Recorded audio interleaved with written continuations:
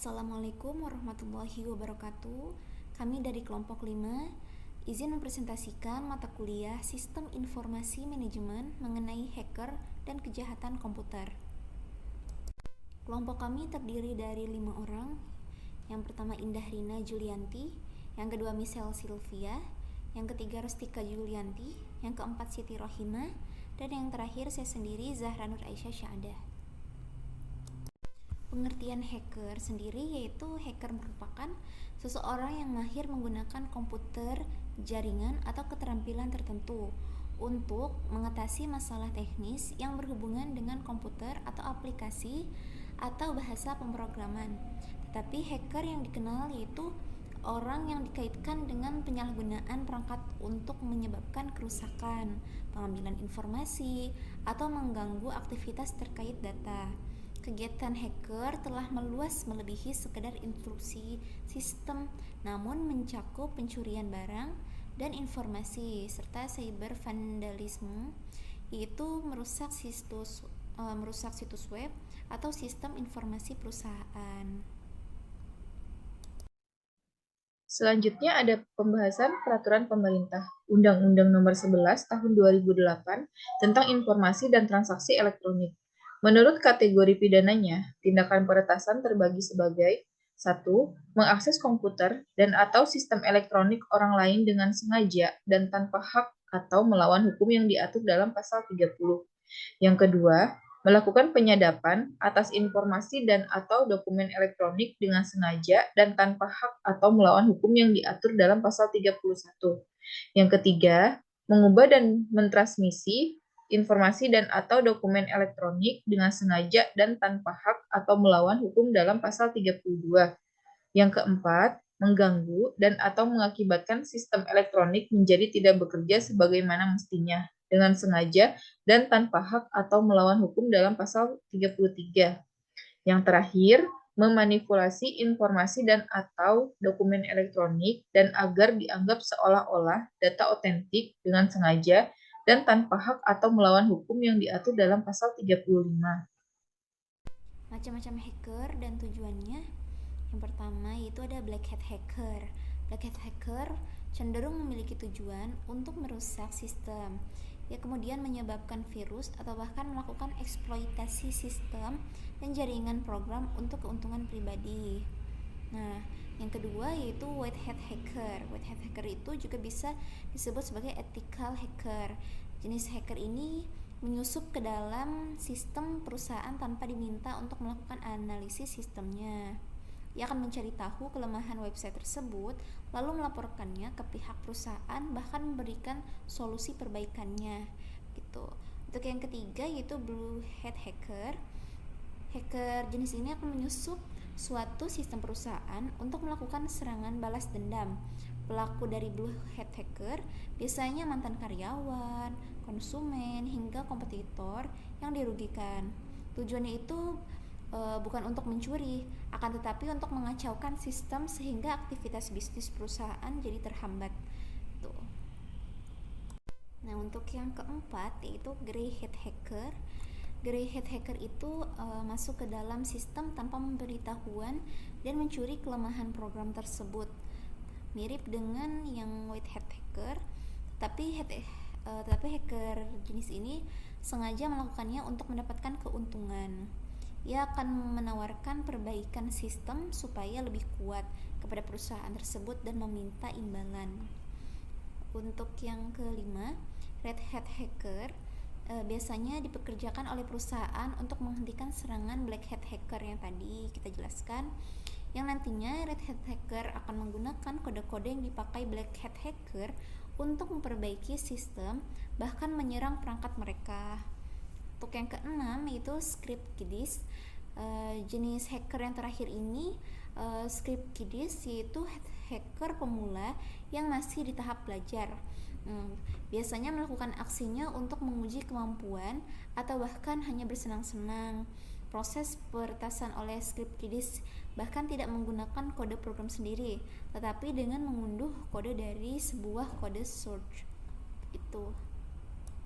Kelompok kami menganalisis ada beberapa macam-macam teknik hacking. Antara lain yang pertama, ada teknik phishing, yang kedua, virus dan kode berbahaya, ketiga, perbaikan antar muka pengguna, yang keempat, DOS atau DDoS, yang kelima, domain name system, yang keenam, structure query language. Kemudian tingkatan hacker yang pertama yaitu mundane person, orang yang pada dasarnya tidak mengerti tentang hacking, hanya tahu bahwa seseorang hacker adalah orang yang mengakses komputer orang lain. Kemudian yang kedua itu lamer, kategori hacker yang bermulut besar, karena mereka hanya tahu menggunakan skrip atau kode yang dibuatkan oleh orang lain tanpa mengerti bagaimana proses dari skrip tersebut. Nah, untuk yang ketiga yaitu wannabe, kategori hacker tingkat lanjut, yang biasanya orang-orang dalam golongan ini sudah memiliki dan mengerti tentang namanya filosofi of hacking dan bukan sekedar menerobos ke dalam komputer orang lain. Mereka memang termasuk pemula, tapi mereka mulai mencari tahu dan belajar tentang yang namanya hacking. Untuk yang keempat itu larva, di mana seseorang sudah dapat melakukan hacking sendiri dengan metode sendiri dan caranya sendiri, yang berusaha melakukan berulang kali untuk memastikan bahwa dia mengerti proses dari hacking yang dilakukan itu seperti apa. Untuk yang terakhir ini yaitu hacker, kategori semifinal, yang dari seorang hacker. Pada level ini, seorang hacker sudah berani melakukan aksi pada komputer yang dia terobos. Mengapa dikatakan? Karena masih ada level yang lebih tinggi gitu.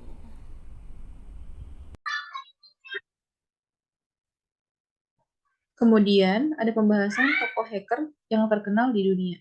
Yang pertama ada Anonymous. Anonymous ini adalah sekelompok peretas dari seluruh dunia yang bertemu di papan pesan online dan forum jejaring sosial. Mereka terutama memfokuskan upaya mereka untuk mendorong pembangkangan sipil dan kerusuhan melalui serangan DOS, mempublikasikan informasi pribadi korban secara online, dan merusak serta memfitnah situs web.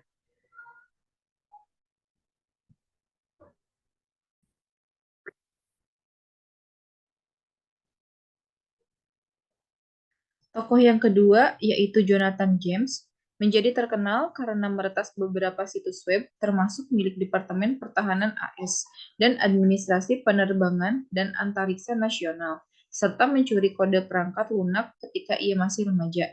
Pada tahun 2000, James menjadi remaja pertama. Dia baru berusia 16 tahun yang dipenjara karena peretasan komputer. Dia bunuh diri pada tahun 2008 ketika dia berusia 25 tahun.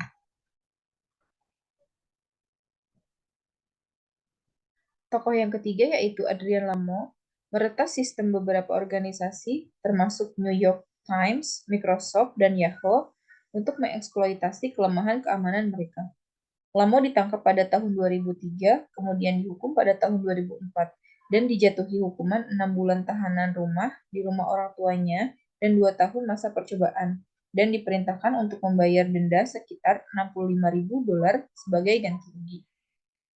Tokoh yang terakhir yaitu ada Kevin Mitnick, dihukum karena sejumlah kejahatan komputer kriminal setelah menghindari pihak berwenang selama 2 tahun. Pernah menjadi salah satu biro investigasi federal yang paling dicari karena meretas jaringan 40 perusahaan terkenal. Mitnick ditangkap pada tahun 1993 dan menjalani hukuman 5 tahun di penjara federal. Setelah dibebaskan, ia mendirikan perusahaan keamanan cyber untuk membantu organisasi menjaga keamanan jaringan mereka. Gua adalah seorang hacker dan ini yang gue lakukan ketika gue kepengen beli mouse tapi saldo Shopee gue ndak cukup.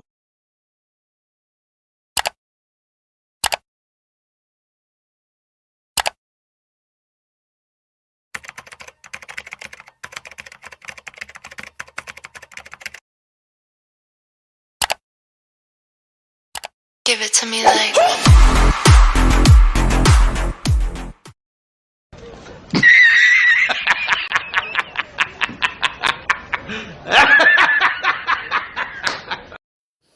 Sasaran kejahatan cyber. Yang pertama, cyber yang menyerang individu.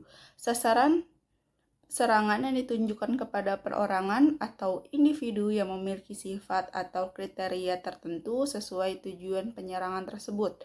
Contohnya, seperti 1. Pornografi, yang kedua stalking. Lalu kedua, cyber penyerangan hak milik, yaitu dilakukan untuk mengganggu atau menyerang hak milik orang lain, misalnya mengakses komputer secara tidak sah melalui dunia cyber, pemilikan informasi elektronik secara tidak sah atau mencuri informasi. Yang ketiga, cyber menyerang pemerintah, yaitu dilakukan dengan tujuan khusus menyerang terhadap pemerintah. Kegiatan tersebut misalnya seperti cyber teroris sebagai tindakan yang mengancam pemerintah, termasuk juga tracking ke situs resmi pemerintah atau situs militer. Adapun cara untuk mencegah terhadap cyber, yang pertama, jangan sembarangan klik tautan atau link. Yang kedua, cek alamat tautan. Yang ketiga, markah tautan-tautan penting yang sering dikunjungi. Yang keempat, waspada akses komputer umum atau warnet. Yang kelima, jangan mudah percaya informasi. Yang keenam, memberi pengamanan ganda pada password dan keamanan akun.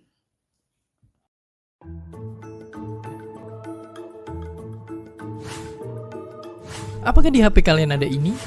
Di laptop kalian juga ada. Apakah gadget kalian ada mikrofonnya? Dan juga ada keyboardnya? Dan kalian nyimpen file-file rahasia kalian di sana?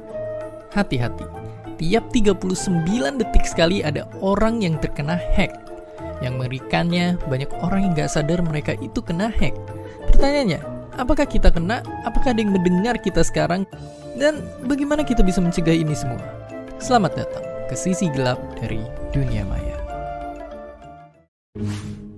Di Indonesia aja kalau di total kita kedapatan serangan hacker 1,2 miliar kali tiap harinya.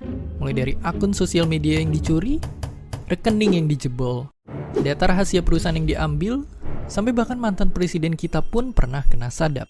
Kasus besar kayak puluhan juta orang di Facebook yang datanya bocor, kasus NSA yang mata-matain orang lewat webcam, ratusan foto pribadi artis yang dibobol dan disebarluaskan, virus yang berhasil bobol 20% komputer dunia, sampai virus yang rusak program nuklir di sebuah negara. Dan semua kasus itu kejadian rata-rata tanpa mereka tahu kalau mereka sedang dihack. Gila banget. Makanya sekarang gimana cara kita tahu kalau kita lagi dihack? Dan terus gimana cara nyegahnya? Intinya, biar bisa nyegah kita nggak dihack, kita juga harus ngerti cara main hacker. Meskipun cara mereka banyak banget, nggak semuanya bisa dibahas di video ini karena bakal panjang banget. Cuma, ini adalah 3 cara yang paling sering digunain bagi para hacker untuk ngehack. Cara pertama adalah dengan nanam virus di gadget kita yang bisa mata-matain mic, kamera, dan keyboard kita. Yang tujuannya itu biasanya buat nyuri data pribadi kita. Cara kedua adalah dengan ngebanjirin suatu website dengan serangan data yang banyak banget sampai akhirnya website itu tutup. Cara ini biasanya bukan buat ngehack seseorang kayak kita, tapi buat perusahaan-perusahaan besar untuk nimbulin kekacauan. Dan cara yang terakhir sekaligus yang paling sering digunain untuk nipu adalah nyamar ngaku-ngaku jadi sesuatu yang terpercaya, padahal enggak. Entah itu menang hadiah, pura-pura jadi orang penting, atau bikin website tiruan. Oke, sekarang kita udah tahu cara-cara mereka. Tapi terus gimana caranya buat nyegah itu semua? Singkatnya banget, sama halnya kayak nyetir atau nyebrang di jalanan, kuncinya itu selalu waspada. Lihat kiri kanan. Apapun yang kita klik, atau apapun yang kita buka, atau apapun pesan yang kita dapetin, selalu waspada dengan cara ngelakuin hal-hal simple ini. Misalnya pas lagi browsing internet, jangan gampang tergoda sama iklan-iklan yang suka muncul di mana-mana. Saat kita naik ojek online, pastiin kalau data abangnya sesuai sama aplikasi. Terus buat yang suka belanja online, saat ngelakuin transaksi, perhatiin tokonya mencurigakan atau enggak. Website toko juga mesti diperhatiin, aman apa enggak buat masukin datanya kita. Apalagi buat yang paling penting, yaitu tempat naruh duit kita, pilih layanan yang namanya udah terpercaya dan ada fitur-fitur keamanannya. Makanya, biar lebih aman ada beberapa hal yang harus kita perhatiin. Yang pertama adalah password kita. Contoh bagusnya adalah kita bisa pakai email dan password beda untuk setiap kebutuhan kita. Dan jangan lupa bikin password kalian sesulit mungkin, karena para hacker bisa bobol password kayak gini dalam waktu kurang dari 1 detik. Kurangi juga penggunaan VPN atau Wi-Fi gratis yang gak terpercaya, dan perhatiin juga website resmi perbankan kita. Karena lewat Wi-Fi gratis atau website gadungan, hacker bisa nyuri data kita dengan mudah. Makanya semua hal tadi itu akan bikin risiko kalian jadi minim banget kena dihack di tengah banyaknya hal-hal baru di internet. Jadi, menjelajah dunia maya itu sama kayak kita punya rumah. Seaman-amannya kita udah ngerasa ngunci dan menggembok pintu rumah kita, pasti ada aja celah buat maling masuk. Makanya kuncinya adalah selalu waspada. Asal waspada yang satu nggak bikin kita jadi nggak waspada sama yang lain. Dan seperti biasa, terima kasih. Terima kasih udah nonton Kok Bisa. Punya pertanyaan lagi? Tulis aja di kolom komentar di bawah. Keep asking and stay curious.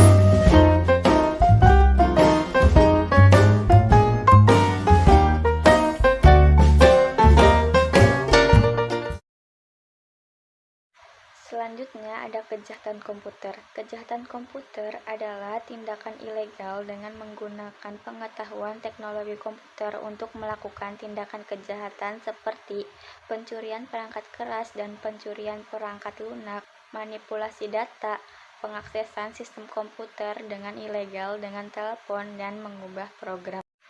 4 kejahatan komputer. Yang pertama ada phishing. Seperti namanya, phishing yang dapat diartikan pelaku memancing para korbannya untuk memberikan identitas dan informasi pribadi. Banyak orang yang tak sadar sedang terkena penipuan phishing karena pelaku yang pintar berbicara dengan memancing pertanyaan-pertanyaan jebakan kepada korban. Yang kedua ada cyberstalking. Cyberstalking atau penguntitan cyber merupakan penggunaan internet dan teknologi lainnya untuk menguntit atau meneror korban. Penguntitan akan melakukan secara berulang-ulang. Selain membuat korban merasa terganggu, perilaku penguntit tersebut dapat pula membahayakan nyawa korban. Yang ketiga ada cracking. Cracking adalah sebuah tindakan kejahatan berupa cyber intrusio yang dilakukan dengan masuk ke dalam sistem sebuah komputer atau software dengan cara menghapus sistem keamanan software atau komputer tersebut. Yang terakhir ada serangan ransomware. Ransomware adalah jenis malware yang dapat menyerang gawai seseorang dan membuat orang tersebut tidak dapat mengakses gawainya sampai dia membayar sejumlah uang yang diinginkan oleh pengirim malware tersebut. Hello, and thank you for watching. You're about to witness firsthand how quick and how easy a hacker can compromise your computer and infect it with Trojans and ransomware. The purpose of this video is to show you from the attacker's perspective what they see and what they can do. On the right-hand side here is our victim's computer. It is a fully patched and updated Windows 10 system. As you can see, Security Center shows no actions are needed, all green check marks, and this is running Windows 10 Professional. 20H2, which is the most up-to-date version. The attacker is running Kali Linux, which is here on the left-hand side. The hacker's already been configured and is waiting for a connection back. The hacker has sent an email to the victim, as seen here, and the victim is simply going to click and run what is attached here, which in this case is a Word document. Now, the victim computer here is running Office 2021, as seen here, also fully updated and patched. And on the left-hand side here, if you keep an eye on it, you're going to see what's going to happen. As this Office document opens up, now stuff just started happening on the left-hand side here. And you can see down in the bottom left corner here, this is the IP address of the victim. And if the attacker runs the command ipconfig, you can see that they are seeing the exact same IP address and host name of the system. So the attacker has successfully gained access to this computer through a Word document, and there were no alerts, no detections whatsoever. That's how easy it is. Now, the next steps that the hacker will need to do is to be able to maintain access. We call this persistence. And then they also need to get their ransomware on the computer. So the hacker has written up some commands here that they're going to go ahead and paste in to the command prompt here that they've got access to. And this is downloading all of these different files. And once these files finish downloading, this is going to allow the attacker to maintain their access by every time, even if the computer gets restarted. In this case, what they're doing is they're backdooring to Google Chrome. And now they just made the executable and all of the things they just downloaded hidden. So it's much harder from a forensic perspective to be able to find it. and now they are starting to download the malware. All right. Now, at this point, it looks like actually there was a mistype here. Let me go ahead and correct the spelling here. It is now called this. Let's try that one more time. There it goes. All right, that's running now. So now what I wanted to show is how the persistent connection works, and also what the attacker can have access to. So in this case, in the documents, you can see there's some documents here. There's a file called bank account number with a bank account amount. Keep that in mind, because what we're going to do here is we're going to just double click Google Chrome to simulate the other backdoor firing off, and as you see, it did. It's coming over a different connection, and then you're going to see Google Chrome will open up normal. So no pop-ups, no warnings, nothing at all that would give an indication that there was a problem. As you can see, Security Center still says all is well, and we'll go ahead and minimize this, and we'll go back here to Google Chrome, and it's Google Chrome. So if we do a Google search on, let's say, cars, everything is running as intended. Now, this is a little bit slower system, which is one reason why it's running a little slow. It doesn't have many resources. It is a virtual machine, but as you can see, it is Google Chrome. It is returning what you would expect to see if you did a Google search on that. And if you close out Google Chrome, we still have the connection. Now, what I wanted to show you was, if we go into, let's change the directory into the documents, we can see everything that's in the documents here. And the attacker can simply do something like this, and now they can read all the contents in the document as well. So, and the victim is no wiser that something has happened, that there's something on the system or someone on the system watching. So at this point, we've got the ransomware started. It is running in the background. The ransomware is going to be doing a few things. It's going to be grabbing username and passwords out of memory, scraping a process called LSAS. It's going to start vulnerability, or excuse me, port scanning. It's going to look for other systems on the network. It's going to look for systems on other networks. And then it's going to try to do some lateral movement by connecting into those other systems using the credentials that it was able to get from this system. This system is joined to a domain. So this does simulate a business computer in a business environment with multiple systems. And there are some exploits that it's going to try as well.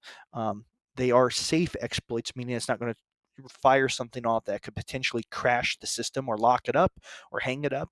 In this particular case, now we could do that, but in this example, we're going to do safe exploits and see if the system's vulnerable to any of those. And since it's fully patched and updated, it's not going to find any vulnerabilities to exploit, but it is going to be able to scrape memory and grab credentials that way. So this ransomware will also then, most importantly, encrypt all the files in the documents that I've specified, and you'll see what that looks like. And so at this point, the attacker has full access to the system and the network.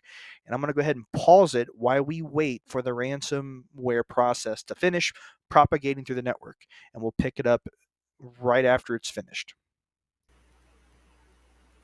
All right. We have completed all of the ransomware encryption.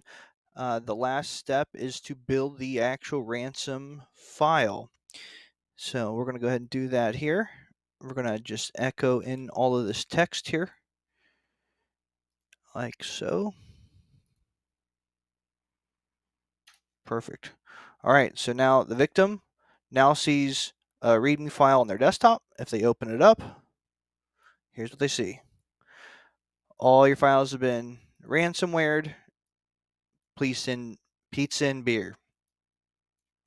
Now, the reality is, if this was a real life ransomware attack, this is where they'd be demanding Bitcoin. They would give you a link to figure out exactly how much it would cost.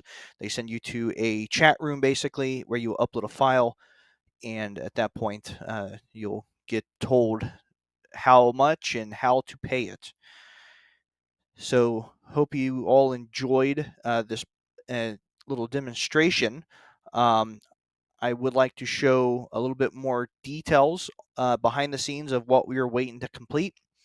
So going back here, you can see the center system here. This is the system that we started with, that we sent the document to, and the gray arrow going outbound here is to the attacker box. The red arrows are the systems that we were able to connect into by stealing the credentials of the one system and abusing that trust, and we were able to connect into others. You can see, there's different IP addresses on these systems, and then there were a couple others that we were able to identify by scanning, but we did not try to access them. The overall report shows a little bit more details, and we can see here are the files that were all encrypted. Here are the different systems that we were able to get access to. So I hope you all enjoyed everything here. We did try a couple different type of attacks. Not all of them did work, but at this point, as you can see, you cannot rely solely on a single defensive mechanism, such as antivirus or just a firewall. And so Lockhart Security specializes in cybersecurity, both defensive and offensive solutions. It's one thing to have security in place. It's another to make sure that it's actually working as expected. And that's where we come in to verify and validate controls. So I hope you enjoyed what we were able to show here today. In the comments section, feel free to ask any questions you might have or any suggestions on future videos that you might like. Do check us out at lockhardsecurity.com for more information, and we'll see you in the next one. Thanks for watching.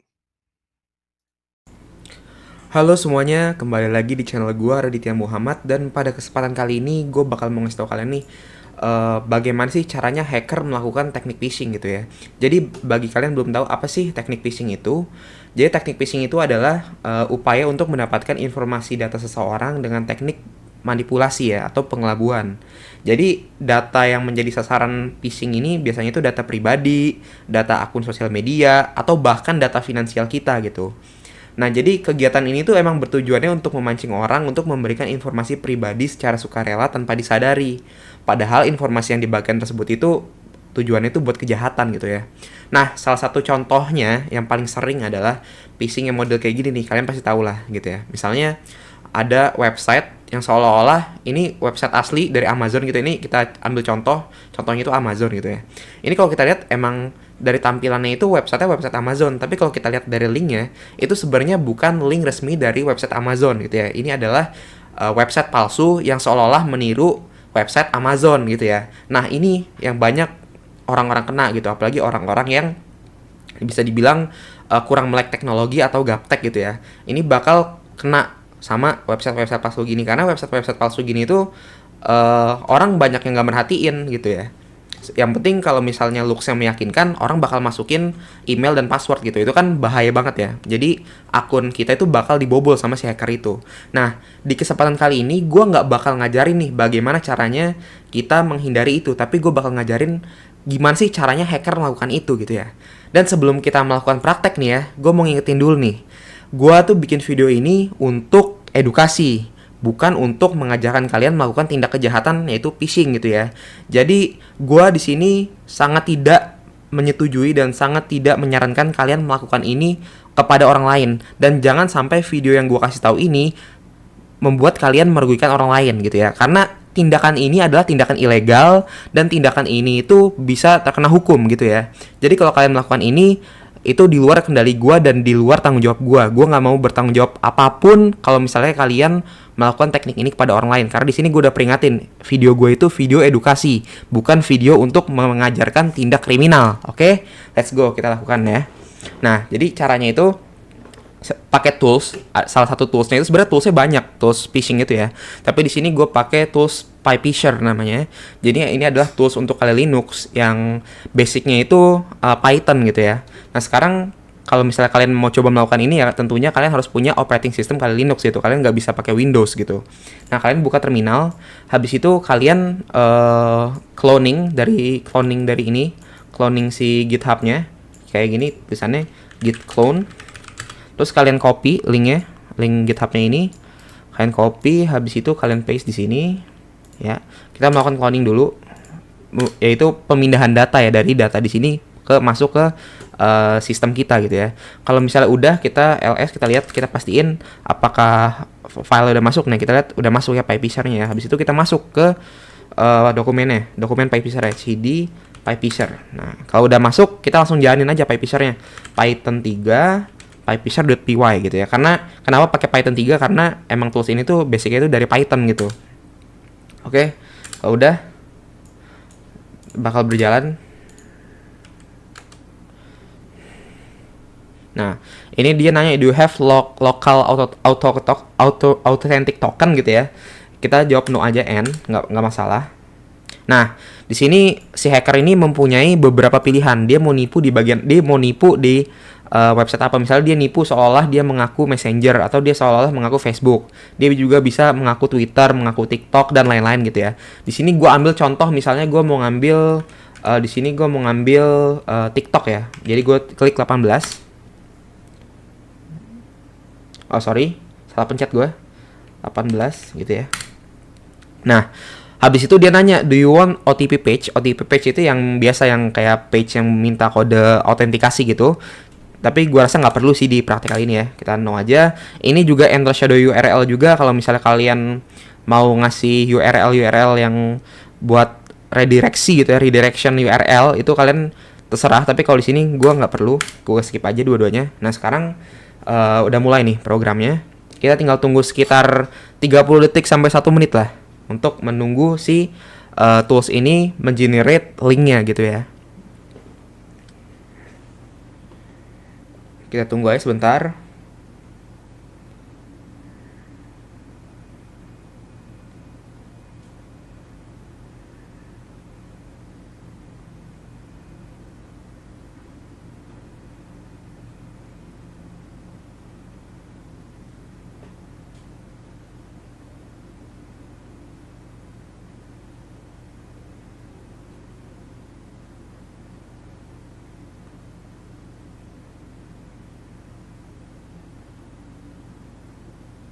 Nah, ini URL kita udah ready. Jadi URL yang di atas ini, yang Cloudflare ini sudah bisa diakses. Jadi kalau misalnya si hacker ini untuk melakukan phishing ini, tinggal ngopi linknya ini, terus si hacker ini bakal kirimin link ini ke orang lain agar orang lain mengakses link tersebut gitu ya.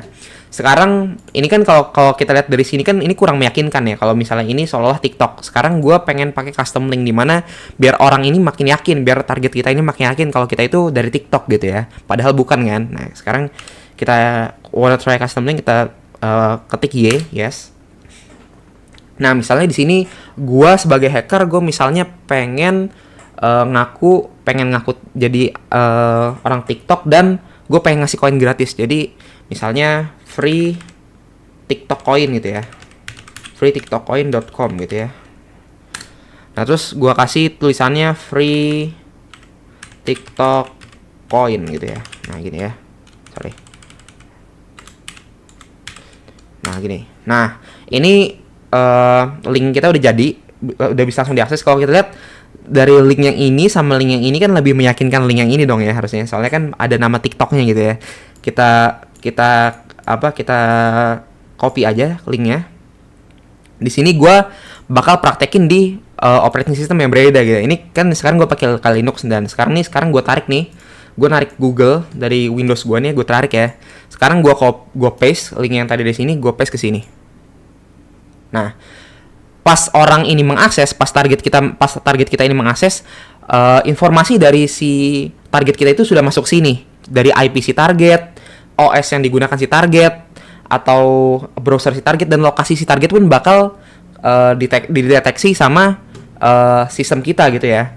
Dan di sini kita lihat malahan ada lokasinya juga nih, dari titik-titik derajat gitu ya.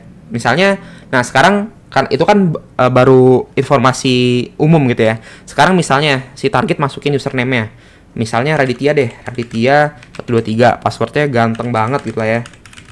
Nah, ketika si target menekan login, ini username-nya dia ini bukan pindah ke TikTok, bukan dikirimkan ke TikTok, tapi dikirimkan ke database kita gitu ya. Jadi maka dari itu si hacker ini bisa tahu username sama password kita, karena kita ini tertipu. Sebenarnya kita ini bukan ngasih data ke TikTok, tapi kita ngasih data ke website palsu si hacker ini gitu ya. No, kalau kita lihat yang tadi kita input itu bakal kerekam di database si hacker gitu ya. Oke, ini kan baru TikTok. Sekarang gue praktek satu lagi. Misalnya di sini gue mau praktek Facebook. Oke, kita keluar dulu. Kita jalin lagi Python 3 pypysure.py. Nah, terus kita tokennya no. Nah, di sini kita mau coba Facebook, berarti 01 gitu ya. OTP page-nya nggak usah, tapi kalian kalau misalnya mau OTP page juga nggak apa-apa gitu ya, pencet I aja, sama aja. Ini shadow URL dan redirection URL-nya gue skip aja, karena nggak begitu penting. Nah, sekarang toolsnya lagi berjalan lagi, kita tunggu 30 sampai 1 menitan, 30 detik sampai 1 menitan.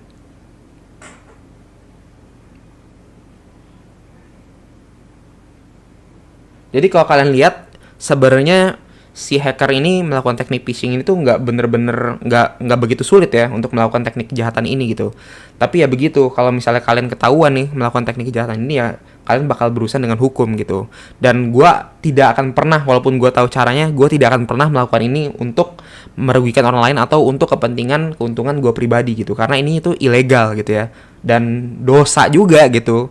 Gue nggak bakal nyari duit sih dari teknik seperti ini. Dan di video ini kan gue kan hanya untuk edukasi ya. Oke, ini kita udah pilih Facebook, habis itu kita udah dapat nih URL, tapi biar lebih meyakinkan kita custom lagi. Misalnya gue di sini mau seolah-olah ngasih hadiah 100 juta gitu ya dari Facebook gitu ya. Bisa nanti gue pakai Facebook 100 juta rupiah gitu ya. Gini ya, .com misalnya. Terus tulisannya hadiah 100 juta rupiah gitu ya. Nah, ini bakal udah ke-generate nih linknya. Sekarang tinggal kita copy aja.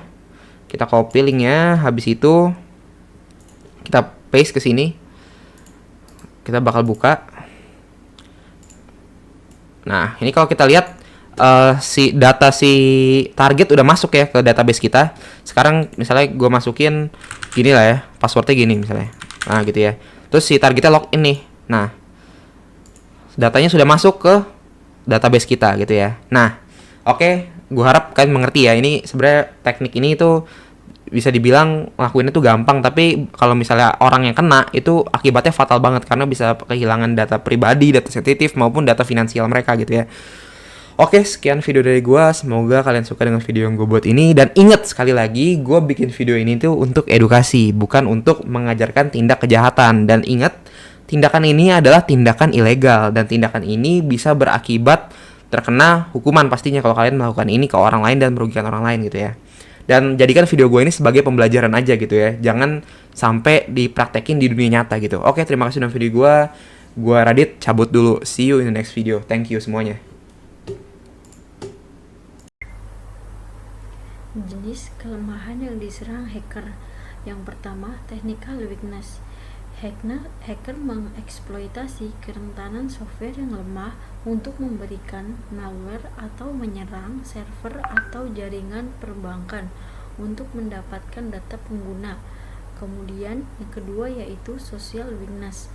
Hacker menggunakan trik yang paling sering mengecoh orang dengan menargetkan kelemahan yang biasanya muncul dengan link palsu. Jika link palsu tersebut diklik, hacker akan punya akses untuk masuk ke dalam akun orang tersebut. Kemudian contoh studi kasus. Indonesia adalah negara yang memiliki data pribadi yang masih kurang kuat dalam segi keamanan. Karena kelemahan tersebut, muncullah banyak beberapa kasus peretasan data yang terjadi di Indonesia, seperti kasus peretasan data oleh hacker bernama Bjorka. Bjorka adalah salah satu hacker yang disebut-sebutkan banyak orang yang meretas informasi penting Indonesia saat ini. Nama dia muncul sejak bulan Agustus. Lalu, terkait peretasan data yang terjadi di Indonesia, jerat hukum peretasan oleh hacker merupakan tindak pidana yang dilakukan dengan cara masuk ke dalam sistem elektronik milik orang lain yang bersifat pribadi atau privasi, dengan cara meretas data tanpa sepengetahuan orang tersebut. Menurut Wahyuni, Bjorka telah mengklaim jumlah beberapa situs dan dokumen milik masyarakat dan pemerintah, mulai dari NIK, alamat, nomor telepon, nomor KTP, operator seluler, Kominfo, dalam pembunuhan Munir, data pelanggan IndiHome, registrasi SIM card, data KPU, hingga dokumen-dokumen rahasia Presiden Republik Indonesia. Kemudian muncullah beberapa respon terhadap Bjorka, yaitu bahwa juru bicara BIN, Badan Intelijen Negara, membantah bocornya dokumen atau surat-surat dari BIN untuk presiden dan dokumen penting aman terkendali, serta semua dokumennya menggunakan samaran. Menko Polhukam Mahfud MD memberikan keterangan pers bahwa belum ada yang membahayakan tentang isu-isu yang ada. Pemerintah akan menggelar rapat untuk mengatasi kasus tersebut dan membentuk tim khusus keamanan data.